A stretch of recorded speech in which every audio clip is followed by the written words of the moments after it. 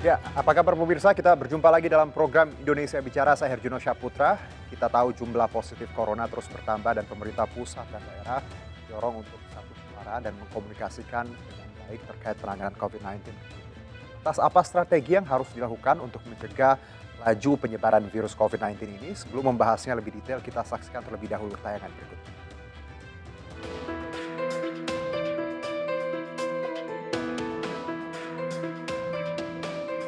Hingga saat ini jumlah pasien positif corona di Indonesia terus bertambah.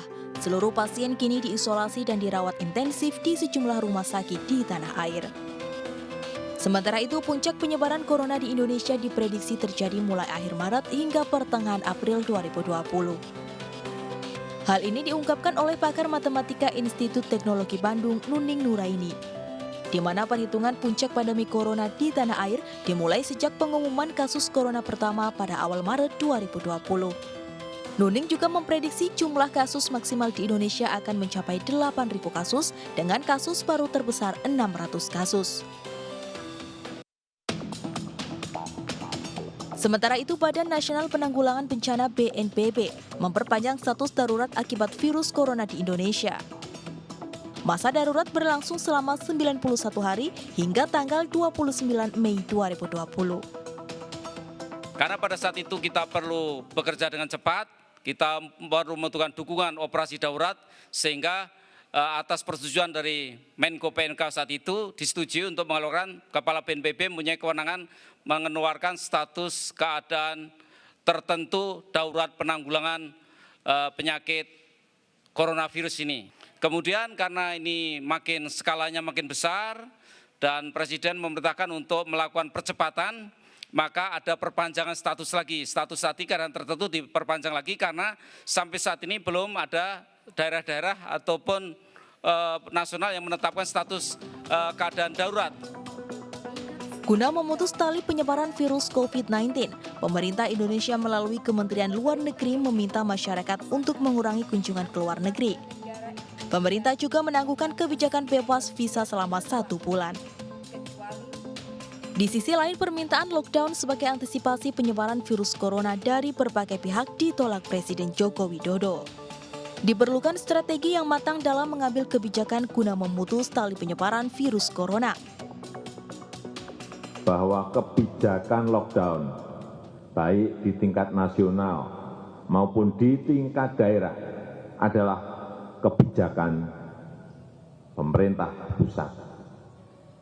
Kebijakan ini tidak boleh diambil oleh pemerintah daerah. Tidak hanya pemerintah pusat dan pemerintah daerah saja, partisipasi masyarakat dengan meningkatkan kesadaran akan pentingnya kesehatan juga sangat diperlukan, mengingat penyebaran virus corona yang begitu masif. Dan malam ini kita akan kupas selengkapnya di Indonesia Bicara.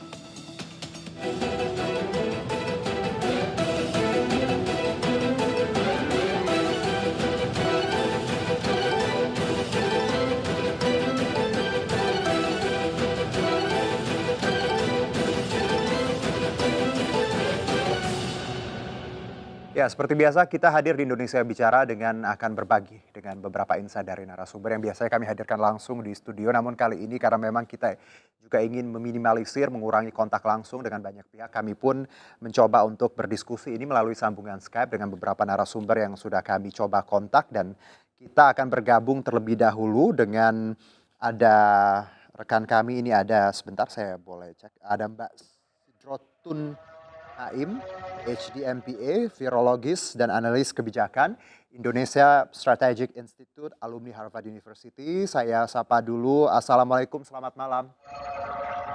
Waalaikumsalam, selamat malam Mas Juno. Ya, Mbak Naim, terima kasih loh sudah mau bergabung.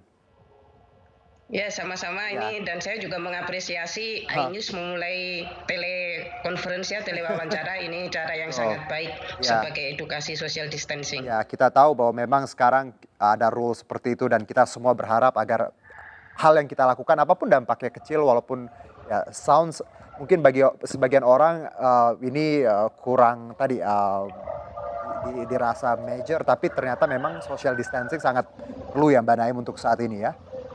Sangat perlu, khususnya di daerah-daerah di mana sudah terkonfirmasi positif ya.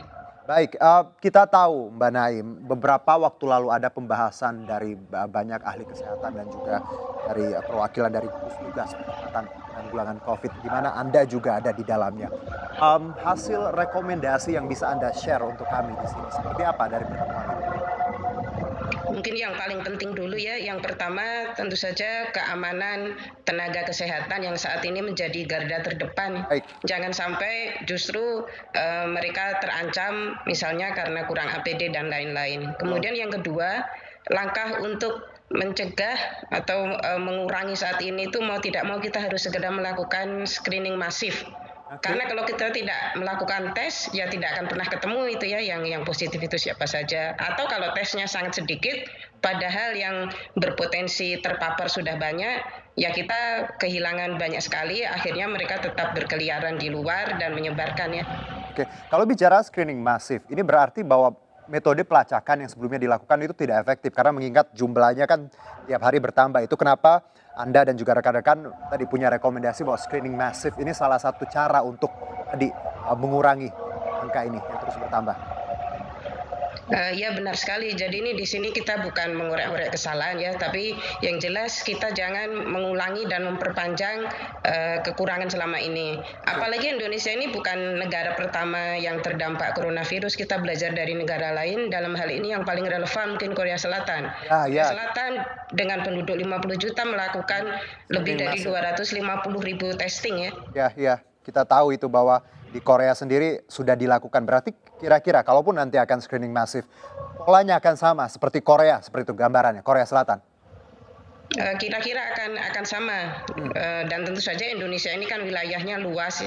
Nanti ya dihitung lagi misalnya keperluan di Jakarta berapa, keperluan di Jawa Barat, di Sulawesi Utara, di Kalimantan Barat. Jadi ini saatnya kita bersatu dan bahwa setiap warga negara yang memang melalui kriteria itu harus dites, harus ada akses kepada tes itu ya. Jadi misalnya jangan sampai hanya pejabat atau orang kaya yang ingin dites terus bisa tes, sedangkan mereka yang rentan ada gejala justru tidak mendapatkan akses ke sana. Baik Mbak Naim, kalau bicara screening masif yang mungkin akan dilakukan di masa depan seperti itu, di waktu yang akan datang. Dan tidak bisa lama Mas, harus segera ya kita berpacu dengan virus itu tidak bisa bicara misalnya seminggu lagi. Ini harus segera dilakukan. Nah, kriteria yang harus menjalani screening masif ini, apakah semua orang ataukah memang ada tadi klasternya atau memang kriterianya beliau atau A atau B ini memang harus ikut screening masif? Kalau untuk sekarang tentu saja PDP, ODP itu harus dites ya. Baik. PDP kan yang benar-benar sudah bergejala, sudah di rumah sakit itu pasti dites. Kemudian lapis kedua ODP ya. Kemudian di daerah di mana penyebarannya sudah merata, itu kita bisa berasumsi bahwa setiap orang mungkin sudah terpapar, metode random pun tidak apa-apa. Dan ini yang dilakukan oleh Korea, jadi warga itu bisa kebetulan di sana menggunakan sistem drive-thru ya. Dari dalam mobil, di swab, diambil, 15-20 menit kemudian hasilnya sudah keluar. Oke, ini juga menarik. Kalau bicara screening, teman-teman dari pers juga melakukan beberapa waktu lalu ada dua rekan saya di RSPAD juga mencoba untuk tes di mana diambil darah, ada juga radiologi juga gitu, paru-parunya diteliti seperti itu, di screening. Kalau bicara validitas atau efektif, apakah memang cara seperti yang banyak beredar di media sosial dengan sampel darah itu akurat nggak sih Mbak Naim ini? Screening dengan darah ya artinya ini berbasis antibodi. Kan kalau misalnya nih ya saya terpapar virus corona, itu badan saya akan membentuk antibodi. Kalau yang darah itu yang diukur antibodi saya. Kalau untuk yang diagnostik, untuk yang lebih akurat itu kan namanya RT-PCR ya, reverse transcriptase polymerase chain reaction, itu yang diukur virusnya. Jadi ini dua hal yang berbeda. Ada kelemahan, ada kelebihan ya tentu saja. Kalau yang berbasis darah hari ke-1 sampai hari ke-5 belum terlihat ya. Jadi misalnya kalau secara random saya diambil dan saya baru hari pertama itu akan menunjukkan negatif, padahal ada kemungkinan saya itu positif. Karena itu ini cocok untuk misalnya ODP. ODP. Kalau misalnya saya ODP nih ya, ada teman saya terkonfirmasi positif. Kemudian saya tahu kapan terakhir saya ketemu dia. Dari situ kan bisa dihitung. Kalau sudah di atas 5 hari, misalnya 7 hari, saya dites dengan antibodi, seharusnya sudah akurat. Tetapi tolong diingat Mas Juno, ini kan screening ya. Screening itu butuh yang cepat. Kalau kita semua pakai RT-PCR, ketika sudah mulai besar itu tidak akan terkejar. Kalau screening itu ibaratnya harusnya itu sudah ada 1.000 orang.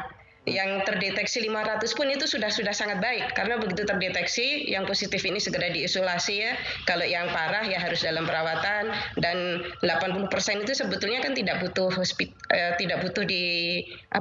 untuk opname, bisa di rumah, bisa karantina diri atau isolasi mandiri di rumah ya. Tapi harus tahu dulu kalau positif, jadi orangnya aware bahwa ini saya harus melakukan yang namanya isolasi dan tetap dipantau.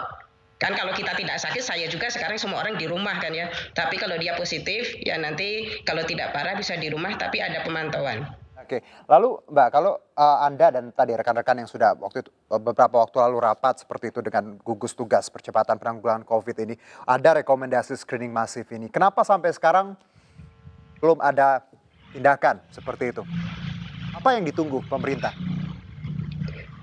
Ya tentu saja itu kan alatnya harus dipesan dulu ya, dan ada penganggaran. Dan sebetulnya ada contoh yang baik juga, misalnya Jawa Barat, Gubernur Jawa Barat sudah memutuskan untuk pesan sendiri kan ya.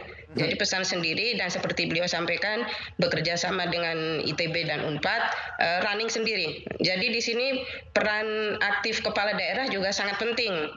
Dalam hal testing ini, juga dalam hal menggerakkan tokoh masyarakat ya. Karena ini pemerintah tidak bisa berdiri sendiri. Kan edukasi tentang social distancing ya, orang supaya sholat di rumah, itu betul-betul tokoh masyarakat harus turun. Saya beberapa kali ditanya misalnya teman-teman yang punya pesantren, ini apa santri harus dipulangkan, apa masih boleh misalnya cium tangan ke kiai, itu kan sangat-sangat penting ya. Jadi peran masyarakat, semua itu harus dilibatkan. Ya, kita tahu bahwa ya tadi kalau bicara culture, salaman, tapi kita juga rasional harus ya, bahwa memang untuk saat ini hal-hal seperti itu memang harusnya dihindari, Mbak Naim, seperti itu kan? Ya, dan khususnya ini Mas Juno, milenial ya. Milenial itu kan banyak dibilang bukan kelompok rentan, tetapi milenial ini adalah, belajar dari kasus Korea Selatan, adalah penyebar yang paling efektif. Jadi kalau virus ini menginfeksi milenial, memang fatalitas di milenial tidak terlalu tinggi, meskipun data di Belanda menunjukkan tidak seperti itu. Tetapi milenial ini kan misalnya hari ini di kampus, besok main ke rumah siapa, besok ke siapa, ke gym, ke kafe, itu menularkan. Dan kalau yang tertular itu kelompok lansia atau kelompok rentan misalnya dengan riwayat diabetes, itu yang nanti fatalitasnya tinggi ya. Jadi ini pergerakan milenial tolong juga sangat dikurangi, bukan hanya dikurangi tapi sangat dikurangi. Kalau bisa stay at home aja. Karena tadi bahwa mungkin saja imun baik, lalu kesehatan tadi memang sangat prima, tapi bisa saja sebagai carrier, Mbak Naim ya, seperti itu ya? Iya, dan menularkan ke orang yang rentan, itu bahayanya ya. Jadi this is not something about you, but about someone else. Yes. That's why we should follow the rule. Karena siapapun yang tadi baru pulang dari luar negeri atau punya kontak dengan tadi ODP ataupun PDP, memang harus punya self consciousness bahwa saya harus melakukan ini dan tidak boleh do and don't-nya harus dipatuhi ya, Mbak Naim ya. Iya, dan ini setiap diri dari kita ini kita harus bisa berkontribusi ya, apapun sekecil apapun itu. Itu kenapa kita coba untuk memberi terus edukasi kepada masyarakat, siapapun yang menyaksikan ini harus seperti itu, bahwa tadi harus paham tentang diri sendiri dan kesehatan orang di sekitar. Kita akan jeda dulu, Mbak Naim, kita akan tersambung lagi nanti di segmen selanjutnya, tetap bersama kami di Indonesia Bicara.